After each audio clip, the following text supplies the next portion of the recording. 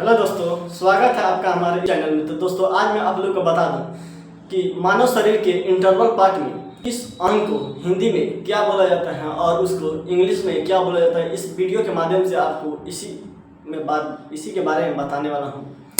तो चलिए वीडियो को शुरू करते हैं। तो सबसे पहले बताने वाला हूँ कि थायराइड ग्रंथि जो सांस के नली पे होते हैं और इसके हिंदी में थायराइड ग्रंथि बोलते हैं। उसके बाद आता है हमारे लंग्स, जिसे हिंदी में फेफड़ा कहते हैं। ये हमारे शरीर में सांस लेने की मदद करती हैं। और ये हो गया हार्ट, जिसे हम हिंदी में दिल या हृदय कहते हैं। और इसका काम यह होता है कि हमारे शरीर में ब्लड पंपिंग करके हर जगह तक पहुंचाना होता है। उसके बाद आता है लीवर को हिंदी में जिगर कहते हैं या यकृत भी इसे बोला जाता है। इसका काम यह होता है कि हमारे शरीर में जितना भी विषैला पदार्थ होता है इसको फिल्टर करते हैं और इसको मारने का काम हमारा लीवर करता है।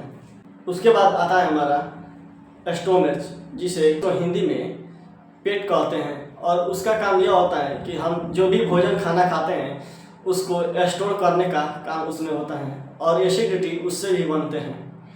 उसके बाद गल ब्लैडर उसके हिंदी में पित्त की थैली कहते हैं, यानी पित्ताशय। स्प्लीन, जिसे हम हिंदी में तीली कहते हैं। उसके बाद आ गया हमारा यह है किडनी। इसे किडनी को हिंदी में हम गुर्दा बोलते हैं। इसका काम यह होता है कि हमारे शरीर से जितने भी विषैले पदार्थ होता है उसे और पानी के जरिए उसे फिल्टर करके हमारे यूरिन में परिवर्तन कर देता है। उसके बाद आता है स्मॉल इंटेस्टाइन, जो कि भोजन को डाइजेशन करने में और मदद करता है और जिसे हिंदी में छोटी आंत कहते हैं। उसके बाद आता है लॉन्ग इंटेस्टाइन, यानी बड़ी आंत, जो भोजन नहीं पच पाता है उस भोजन को पचाने का काम हमारे बड़ी आंत कहते हैं और इसको हिंदी में बड़ी आंत बोलते हैं।